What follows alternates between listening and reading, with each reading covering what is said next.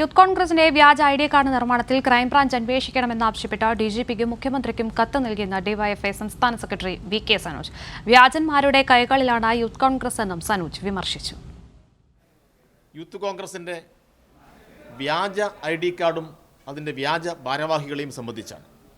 ഇതിപ്പോൾ നോക്കുമ്പോൾ കാസർഗോഡ് കേസുണ്ട്, കണ്ണൂരിൽ കേസുണ്ട്, കോഴിക്കോടുണ്ട്, മൂവാറ്റുപുഴയിലുണ്ട്, കോട്ടയത്തുണ്ട്, പത്തനംതിട്ടയിലുണ്ട്, തിരുവനന്തപുരത്തുണ്ട്. ഇങ്ങനെ കേരളത്തിലെ എല്ലാ ജില്ലകളിലും വിവിധ പോലീസ് സ്റ്റേഷനുകളിൽ ഇതുമായി ബന്ധപ്പെട്ട് കേസുകൾ വർദ്ധിക്കുകയാണ്. ഈ ഒരു സാഹചര്യത്തിൽ നിലവിലുള്ള അന്വേഷണം സംവിധാനം ഇത് അന്വേഷിച്ചാൽ കൂടുതൽ വിവരങ്ങൾ കണ്ടെത്തുന്നതിൽ ചില പരിമിതികളുണ്ടാകും.